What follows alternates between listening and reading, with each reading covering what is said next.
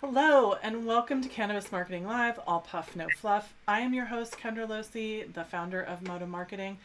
And one of the questions that keeps coming up is how can thinking higher actually help us accelerate our growth? What can we do to help get the job done, to help our businesses, ourselves stay focused in this industry, and also help those bring along those who are with us and help support each other and have fun while we do it? These are the questions we're going to be answering today with one of my favorite guests who's been here before, Luna Stower. Welcome, Luna. How are you doing today? Thanks for having me. Blessed. Absolutely. And for those of you, by the way, we changed the time a little bit to make sure we could get Luna in here because I love talking to her. And we wanted to make sure we could bring her on. So, Luna, for those few people in the audience who might not know who you are, can you tell us a little bit about yourself and how you got started in cannabis? Absolutely. Yeah. I'm Luna. I'm from the Bay Area, from a small town called Castro Valley, right near Oakland. And so I've been in this cannabis space. I was in middle school when it was legalized for medical use, 1996, Prop 215.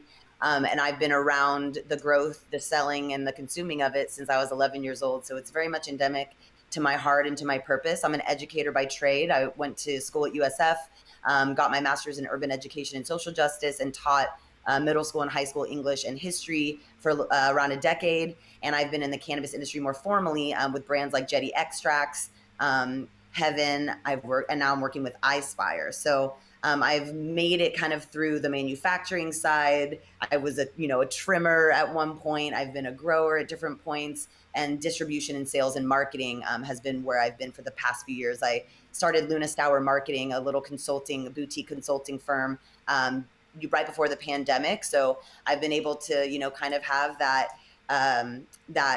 marketing side with my marketing business to kind of bring brands to life and storytell. And then I have more of like the background of the hardware and the actual storytelling to the B2B side, how we are basically a supplier. So a lot of education and a lot of movements, and really been involved in policy on the local level, helping out with the equity program in Oakland early on, and lobbying at DC and Sacramento level to push cannabis forward. So really happy to be here with you today.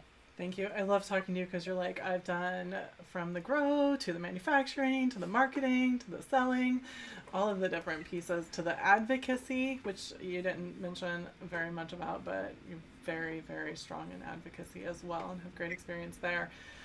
One of the other things that I love is that there's several of us in who are educators who are in the industry, and it's just like that natural draw.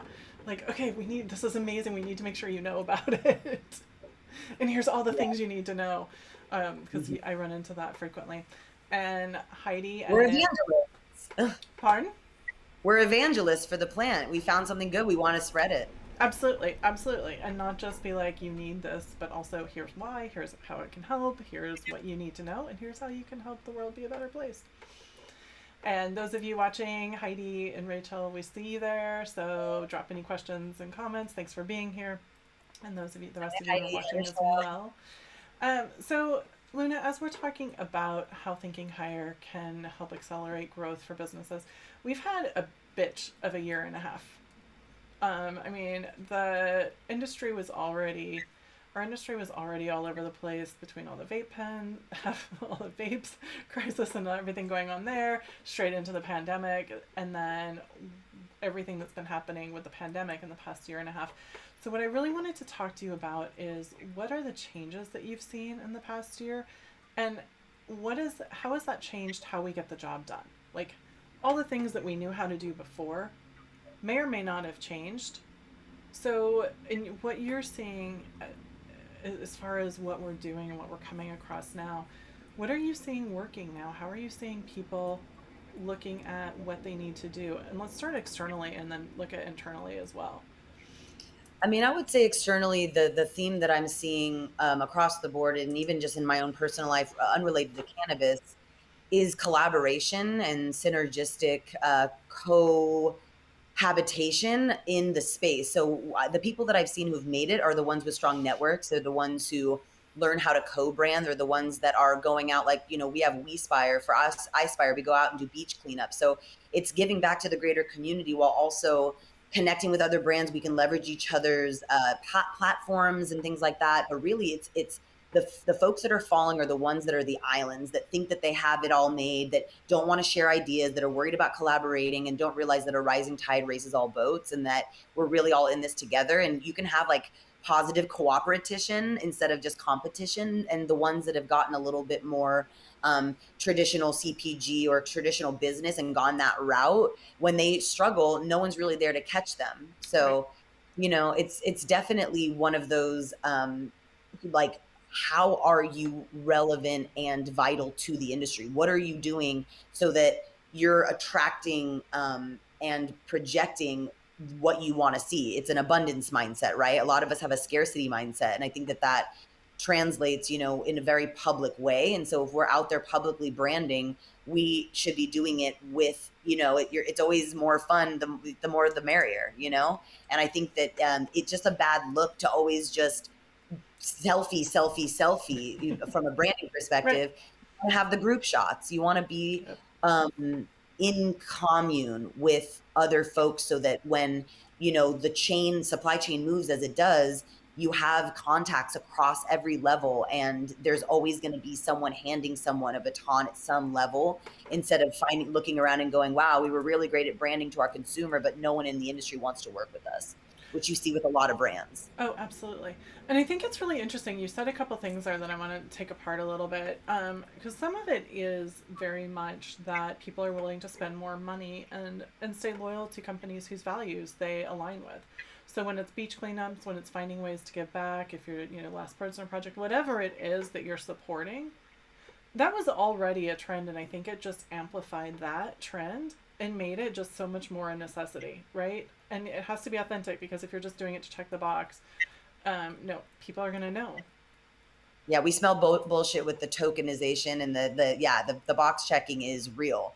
Absolutely, And and it's yeah, pink washing, queer washing, green washing. It's, yeah, and we're not really taught to have a critical eye, because the problem is we can advertise pretty much in any way that we want. So when CBD says that it cures cancer, or when, it's saying this will help you with sleep, like, we don't really have ways to have a Better Businesses Bureau to say, sorry, Corova, like, maybe we shouldn't be using GMO eggs and GMO wheat and like refined cornstarch and corn sugar. Like, there's certain things where, why would you say that your medicine to eat before bed when you're a sugar bomb of genetically modified crap food? And I don't know why I'm using this example. They reached out to me to be an ambassador for them recently. I'm like, I've been in this industry so long, and I look at, I got into this industry selling gluten-free organic granola because I was sick of going to demos and seeing all of these crap brands. And Yep. it's like, that's not what you want to give to an immunocompromised person, is to build acid in their bodies through refined sugars. And so, no one's holding us accountable. We have to do it for ourselves.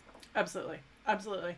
And the other thing that you mentioned is that it's better to work together, and there's a couple different layers there. One of the things that is like the future of loyalty programs, for example, is co-branded loyalty rewards and Yeah. co-branded programs. But what you're talking is bigger than that, because loyalty programs and awards actually comes back to you're still trying to get something out of it, Mm. versus build that community of like brands and work together, because the rising tide lifts all ships. Well, you're pinging someone's scarcity mindset when you're saying, oh, you get 20% off or whatever. Right. But you're saying you're giving back to Weed for Warriors and you're helping someone, and it's just altruistic. We want to ping people's hearts, not pockets. And we're marketing is, I don't know if you guys have seen Century of Self, but like the whole concept of like the father of PR, like, it's about milking people's insecurities. And that you see that when people use sex to sell cannabis, when people use cool to sell cannabis, or like the MedMen, there was like a MedMen ad campaign that was like anti-stoner. It said stoner with like an X through it, Uh-huh. with like a grandma or a tennis player. And it's like, Uh-huh. you don't have to negate one to uphold another. You don't have to disregard something to spotlight something. And I think that's what the plant does. The plant, when cannabis is in my garden, she doesn't say, look how much prettier I am than my tomato or my wachuma plant to the left. She's just doing her own thing, and folks Yep. staying focused. That's another thing that drives me crazy, and we can talk about this later too, is about how getting the job done is, we need to stop the noise. We need to get off what other, obviously you want to see what other people are doing and keep your finger on the pulse, but we need to stay true to what we need to get done and stop, what the Joneses keeping up with other people or just using data. Like I see these newsletters sometimes that is just like, you guys are copying all these other people's newsletters. Gain your own voice. Like that's what, like you said, authentic traction, where Yep. people actually believe that you're real, not a hired marketing intern that's writing crap copy. Totally true. It's totally true. You're like, okay, this was the newsletter for, XYZ. Poop. Yeah, exactly. We're just going to cross that out and put cannabis product in here. It doesn't work. It absolutely doesn't work. Telling people what you think they want to hear also doesn't work. You No, have and to. it's a blessing and a curse that we have sophisticated consumers, because in California we've been around for 30 years, so we do know what a good cannabis club should be like and what good packaging should be like. But we're in a bubble. So Yeah. it's nice to have discerning. But then we also have people that are coming in and that are paying twice as much as they ever did and not getting free samples. And it's like an annoying, sterile, weird, overregulated environment that's not even fun anymore. And the bud tenders aren't high. Everyone's getting paid less.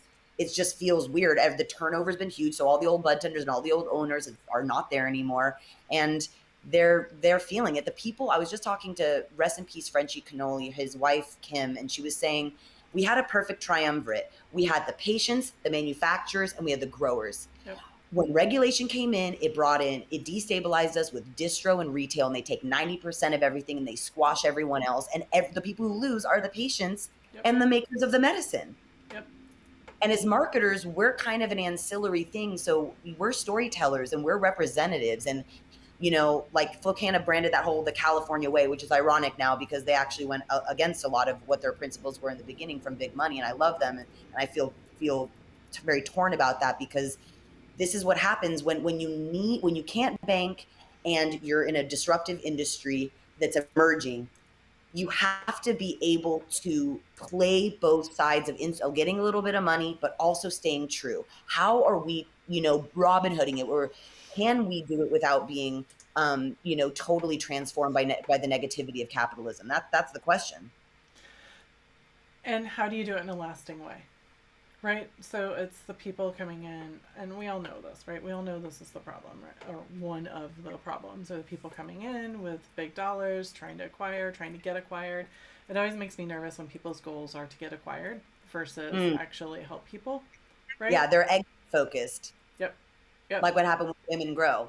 That's why it never worked, because they made it. I mean, God bless them. Love Jane West, love Jasmine Hupp, but they made it to sell it, and we felt it in the organization. Oh, yeah. Everyone felt like the emotional labor was not being compensated. And it's no knock to anyone, but you can't grow something to give it away. You're never going to love it like your own. No, for sure. For sure.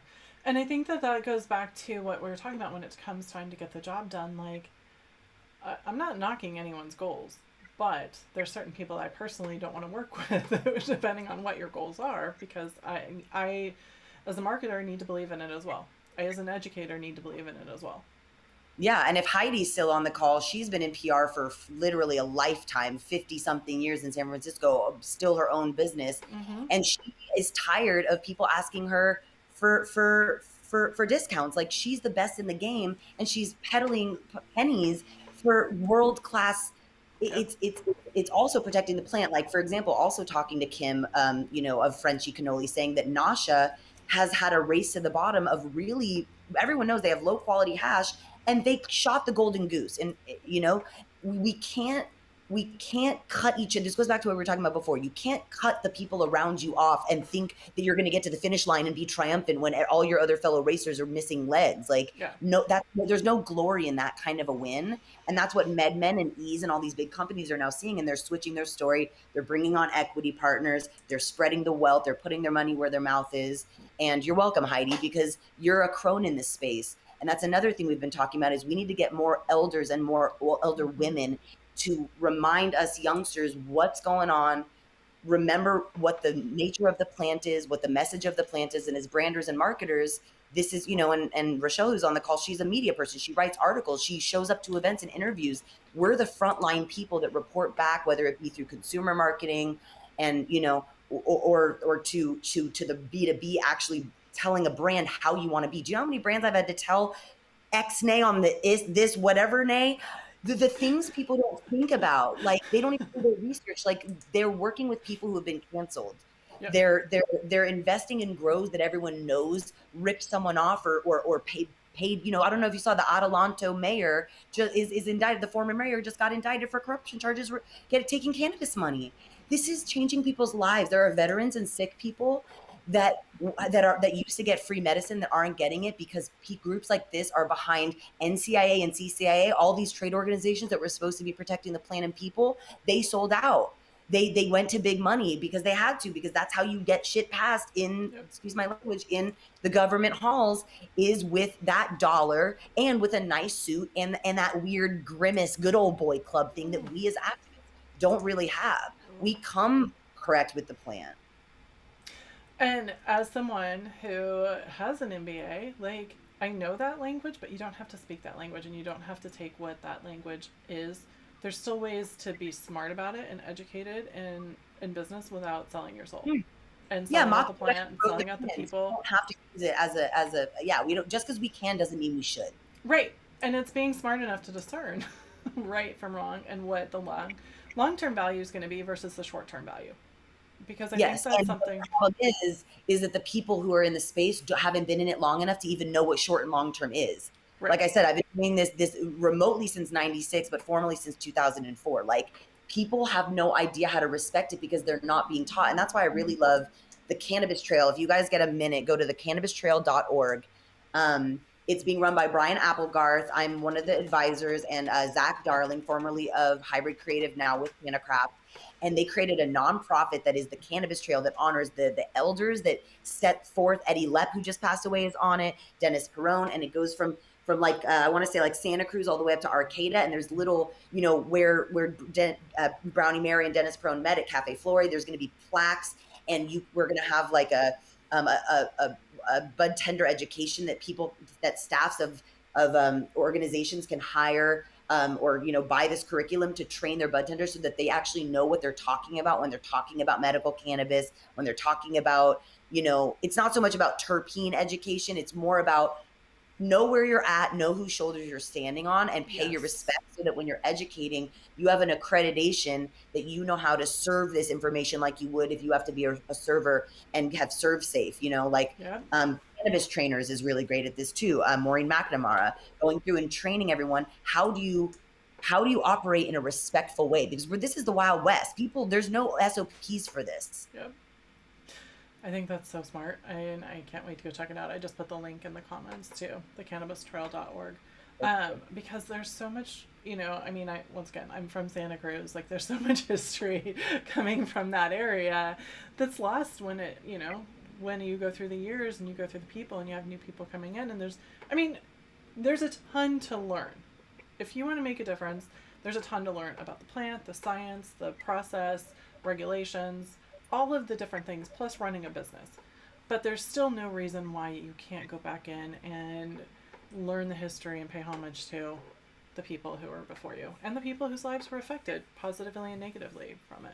And just take the blinders off. Look around you. There's a battlefield of lost bodies. If you want to know how many brands just died that let you in, ask someone.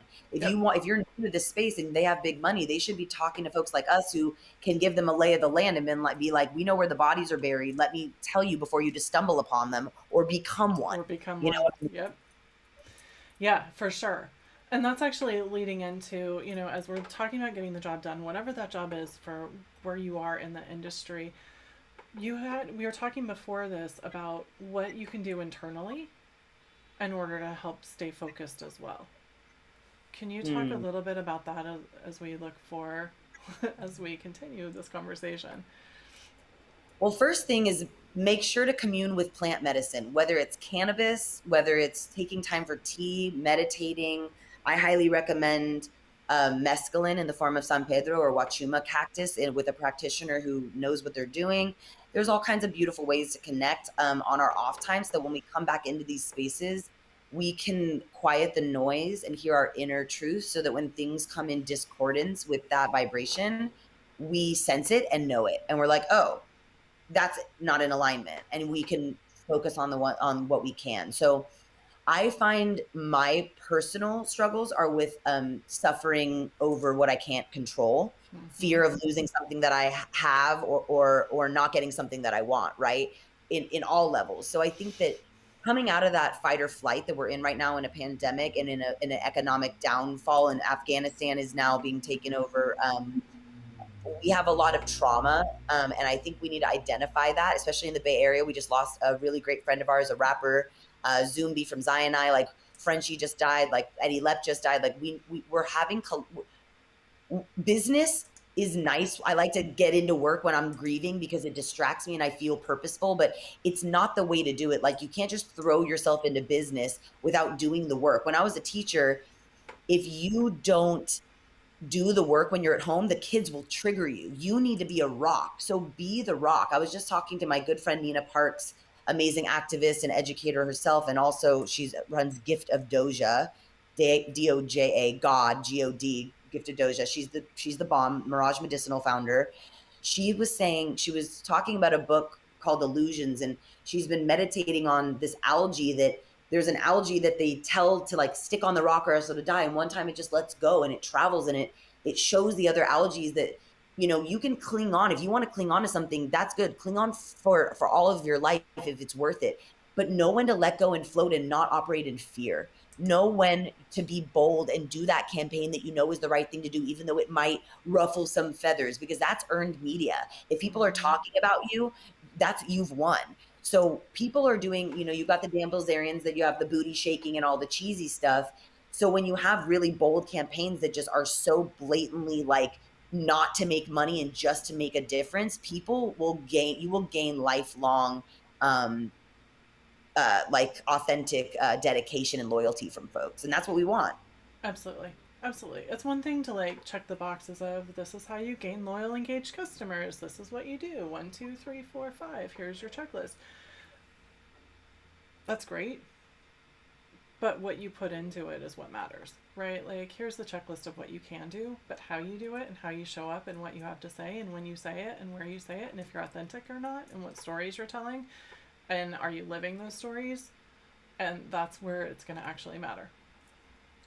It's easy to get lost in the distractions. It's easy. I will say that one thing about this last year, I miss everyone and seeing everyone in person, but I didn't realize how much I was getting distracted by all of the events, right? There's normal meetings, there's these events, there's this fun thing. How I'm like the much third I was girl of a century. It was 4 spinning. events a week. Yeah, Yeah. 4 events a week. I wasn't my garden died. I wasn't growing my own food. I wasn't doing yoga. I wasn't getting my massages. Is like I try to get like quarterly at least a massage. I've gone like a year and a half. Like yeah, even now I'm traveling to trade shows. Hey Leslie, Rochelle's been to them too. I've been to 20 cities in 6 months traveling for this plant. It's rough. Yeah. And you start to not take care of yourself as well because you're trying And to it like, reflects our work. yeah, absolutely. And that's where it is more important to make sure you're coming back to center and making sure you're coming back to the plant and what's priority and that meditation and that closing off some of those distractions because there's only so much we can take and there's only so much we can do where it's not going to start being a positive impact. And it's, props to you for hitting all those cities. I was looking at your Instagram when we were talking about doing this. I was like, she was there, she was there, she was there, she was there. How is she doing all this to keep up? How is she doing this for herself and her soul? Well, I'm really blessed to have a family and partnership that holds it down on my home front. That's the other thing is like when you look up, when I'm working my 90-hour weeks and I have a partner and friends and family that show up for me and help me, with my animals and my garden and my mental health, like I have to nourish them too. Like I can't just be putting in 90-hour weeks for a year because I'm the VP of a major company. Like I can do that, but when you're going to wake up one day and you're going to be alone, like I also need to be present with people and give back and show up. And if it's easy in the business world to become isolated and elitist, especially when you're remote and you work from home and you're in business, because you're rewarded by having blinders on and staying focused on just the money and and all of that. Hey, Colin. Okay. So Colin, who just hopped on, is an amazing example of guerrilla marketing. he works with plant medicine and goes on walks and hikes with veterans and teaches them how to grow their own medicine, and has, he would never say this, but probably saved dozens of lives. And it's an absolute proven suicide prevention program, just like Operation Evac and A Future for Veterans and Weed for Warriors. So all he does is, all his content and PR comes from just doing, they're living what they're doing, and they're just taking content of it. He doesn't have a fancy marketing. I mean, his wife Cookie is an amazing, talented marketing artist as well, but people love him, and he doesn't even have to promote himself. He's talking, I can't talk about who, but he's in talks with one of the biggest artists in the world right now that want to work with him because they address mental health issues. And there's a Cookie Huerta. And then you've got Cookie, who just comes on, she takes dabs and just talks. She calls it talking shit with Cookie. And she's just present in the moment. You can't have a fancy studio and have the following that she does just to see the musings of psychedelia and honest love coming from a Cuban American, like, former veteran and new mom. Like, find your voice, find your story, and lean into that. And being less generic is probably going to save you if you're in cannabis. Absolutely. We're all examples of it. Absolutely. Because honestly, who wants to be generic? I mean, really. And I love hearing about these. So yeah, definitely. Yeah, Veterans Walk and Talk is amazing because and A Future for Veterans, because they're trying to address people as holistic beings, and cannabis is just one tool, and plant medicine is one tool with other things. So I like that it's a balanced approach to wellness where it's not hyper focused on everyone consuming, because not everyone can be touched by this plant without consuming this plant. Absolutely. Colin, I'm going to want to talk to you just because veterans are near and dear to my heart, for sure. But I love all of this, and just the organic nature of what's happening in the industry and what's showing up, and what's, in some ways I'm really excited to see something silencing, right? Like some of the events and the parties and the distractions that aren't necessarily like, some add value. Absolutely. Absolutely. I met you at a party, right? Like some things add value. But doing the same thing over and over again every week is not adding value after a certain point. So how do we shift that into something that's more valuable for all of us? And it sounds like Cookie and Colin and a lot of other people here who are watching have done that and done it successfully, and keep doing it and keep fighting the good fight to make sure that their voices are heard. And that's part of it, is how can we help each other's voices be heard too? Yes, and that goes back to the first thing I said, co-amplification. The more the merrier. Get as many people on that as possible. Absolutely. And that's how it's going to work. That is absolutely how it's going to work. Those flyers that have a million logos at the bottom, it's ugly, but I love seeing the critical mass. It means you probably got at least $500 out of all of them. Yap with that logo on there. It's messy, but I like to see the critical mass. I like to see that 20 companies committed to this event. Absolutely. You know what I mean? Yeah. Yeah. Because they're all working together and they know the importance of it. And that also means that your event and whatever you're doing is worthwhile for people. So, and that goes back to one of the other things that we were talking about earlier, is just the importance of supporting your people. Supporting the people that are in your network, that are communicating with you, whether it's, all the names that you've been mentioning. I know that Heidi and I work together. Whenever I can get a possible chance to work with Heidi, I jump on that. Like, among other, and she's one name out of so many that are like, top of the list over there, Heidi, to work with, just because it's always good. I know. Quality sells itself. That's the thing. And that's the joke, is people think that they can just market their branding agency and be full of it. It's like that doesn't work for very long. No, and I think that it's always the best way, right? Like when I talk to clients and they're like, oh, well, do you know people who do this? I need this, this, and this. I'm like, yes, here's the list. Here's the list of people I trust. Here's the people I work well with. There's more out there that I might not know, but these are the ones that I personally want to work with again. Yeah, they're polished, they're sophisticated, and they got my back, and I'd probably kill for most of them. Exactly. Or help them bury a body. Side note, my dentist and I the other day were talking about like what soundtracks would you put together if you had to bury a body. Ooh. Like that was our entire conversation while I was cleaning my teeth, was like, what music would you put on that soundtrack? Because you don't want it too depressing, you don't want it too like poppy. Yeah. You want to like nice little groove to motivate the digging. Yeah, exactly. Yeah, that's a good question. I'll ponder that. That's good. So far, I got Bye Bye Bye by, what was it, NSYNC? Because that was funny. And Lose Yourself, also Eminem. I like had a few that we were tossing back and forth, but that's my conversation with my dentist. I don't know. Well, we were talking about radiation poisoning with my dentist this morning, so Oh, so your dentist is also similar to my dentist. I like I like my dentist and my chiropractor because they're both traditional doctors, but they're the quacks of the doctor kingdom. So I get a lot of alternative perspectives from them, you know? Yes, yes. And it's important because one of my least favorite things is to surround myself with people who agree with me 100% of the time. Yeah, and neither of them consume cannabis, and they both talk to me about it. I've been seeing one for 5 years and one for almost 15, my chiro.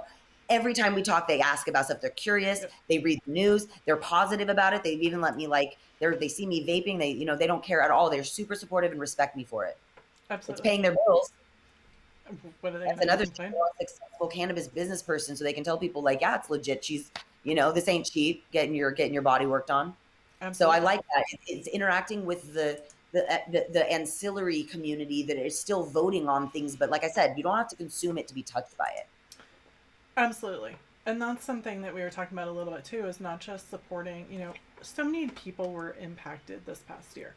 And I've heard Mm, from people who were positively impacted by the past year and really excited about taking that break to step back and reassess and redesign their business and figure out how to better add value and how to better focus. And then there's other people who lost clients, lost their business, like went under completely, lost their minds, lost their lost their community. minds, yeah, and are struggling to get back out. So it's really important to help figure out, to help bring those people along with you and Mm. what that takes to do that. But it's also being sensitive to it too, right? That goes back to, if you're in a centered place, you'll know your people and you'll know the people aren't your people, and you'll tell your people like, let's do our own thing. Like I'm honestly tired of, like, unless you're gonna pay me to educate you, I'm not gonna do the emotional labor. Like, that's why all those Facebook groups shut down, like the city and county regulation watches. We needed the information at the time, but the politics and the throwing of just like the crap throwing it's the infighting is what hurt us actually. If patients really knew the real story, there needs to be a real book written about what actually happened in California. Because the reason I don't talk about policy is because I'm not in that anymore, because it's a lost, not a lost cause. It's not a lost cause. But we've they've known since they tried to pass Prop 19, which I voted against. And looking back at it, I probably should have voted for, because it was a way better version of 64. But it was basically just a slightly under 215. But we were all pissed about it. We were very naive, and we've got a governor that is completely bought out by corporate special interests. And I knew about this before he was even governor. He was having dinners with high people in the cannabis industry and investors. It's a cash grab. And I've said it a million times, and I'll say it again. Every time I speak, I say it. If you are going to treat cannabis like a hoe and pimp her out, she's going to be out of pocket. The term out of pocket, people don't know what it means. It means that when you take the winnings from your John and you keep some before you give it back, you're out of pocket. Yeah. Yep. If you want to get robbed, treat her like a hoe. If you want to put her on the pedestal she deserves, honor her as the most terpene rich plant on the planet, and terpenes are the most commonly found natural compound. She's literally the queen of the plant kingdom, who activates our endocannabinoid system, which is the master regulatory system for our endocrine and immune and nervous systems, and grows out of the ground and shit, and you don't barely have to water it, and it's fine. It'll get you high just from touching it. And Mm-hmm. you know, this is honor her as a goddess, and she will bring abundance, and she's naturally abundant. I've been selling weed my whole life. When you weigh an eighth, you weigh it heavy. It's a 4 gram or more eighth, and you smoke that person out Yep. with a couple gram joint. Like, Yep. the baker's dozen, you want them to come back to your bakery. Yeah. If you, the monks who hold things open, they hold it open, because if you close it, you lose what you. If you're always knowing that things will come, people want to be around that. People want to be around the relaxed, the open, the abundant, and we need to keep remembering that. And I'm not talking about some privileged Western first world white woman abundant manifest abundance. No, there is abundance all around us. It's what we're focusing on. Don't get distracted by getting offended. I'm the worst. I am a chronic obsessor about making sure that I'm a gatekeeper and calling people out and holding people accountable and boycotting and doing all this. It's a distraction. I need to focus on building what I want, be a model, like with the cannabis trail. be a model of that and put forth a nonprofit that honors these badass people. Yep. So that new people coming on, I can pass the torch like Frenchie Patch taught how to make hash around the world, pass the torch to with YouTube millions of people. Absolutely. That's the legacy you want to leave. Zumbi, who died, he has music for his 3 children he left behind to listen to forever. What are you leaving behind? A bunch of vape pen, e-waste, plastic, broken hearts, broken dreams, broken deals for 10 grand, 100 grand, some shares in stocks in a company that's going to go under and be consolidated by Canada anyway. What are you going to leave behind if you die today? That's where I'm at. I'm in a deep mourning place, and I feel like business could be used to save the world. And we've got billionaires going to space, and Afghanistan's going on, and we can't figure out how to even take care of our neighbors. Yep. No, We don't know how to take care of homeless people that we see on the street. We don't know what to tell our children about why to care about this planet when, no offense, I love you, baby boomers. You're my parents, and I love you guys, but like, man, we really need to obey. We messed up, and we're not really learning. And it's funny, someone just posted this thing that said, how come there's ageism? And those of us who are older on the call, it's like, there's ageism in being not able to be relevant and performing in a job, but everyone who runs the country is over the age of 65 or 70. So I'm not to say that ageism is right or wrong. It's just, it's funny that you can say that that legally a company can say you're literally like, you can't market a small cannabis company. You're 70 years old. Like, we literally need someone who's more relevant, but they're the ones in city council meetings deciding if we're going to ban or not cannabis in this county, so to speak. Oh, so sure. I find that fascinating. For sure. Absolutely.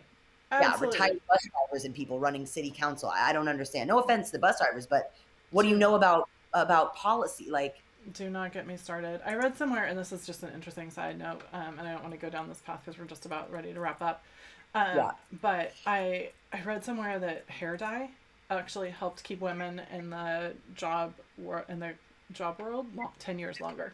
And injections and flirting and permanent makeup. Yep, it's because of all those things that you were just talking about, right? I'm not this blonde. These aren't my eyebrows. These aren't my eyelashes. These are my nails, but I get them done. I do that because I go to trade shows. I don't need any of this stuff. I hate this stuff.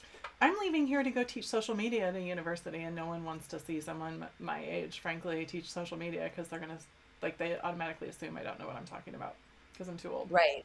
But I'm all about the whole, like, it's kind of like, instead of saying putting lipstick on a pig, it's putting lipstick on us, like putting lipstick on, like, we've adorned ourselves, and that's what marketing is. It's peacocking. Can you still lean into things that make ourselves more palatable for people without corrupting your inner truth? Absolutely. Yeah, it doesn't harm me to get my nails done and my hair done. Like, it's not that big of a deal. Right. But I'm not going to get breast implants. I'm not going to change my skin color or something like that. Like, I want to feel what feels good and present in a way that will make me gain a little bit of power and respect without losing that power and respect internally. Oh, for sure. For sure. And help you give, like, in some ways, for not necessarily for you, but for some people, it's looking good, helps them feel good, helps them present themselves more confidently. And I can't tell you how many women come up to me after I'm on panels, or literally my whole career, even as a teacher. Women come up to me and are just like, thank you. And it always annoys me because I'm always like, well, you should be more outspoken too. Don't thank me. I have to be so uppity because less women are, but I always, I'm appreciative because they always say, it's so good to see a woman who's positive that I can look up to as a role model. I was just talking about that with Nina. Who are our role models? Yep. Really, who do we look to say this person has shown a track record of caring for themselves and other people?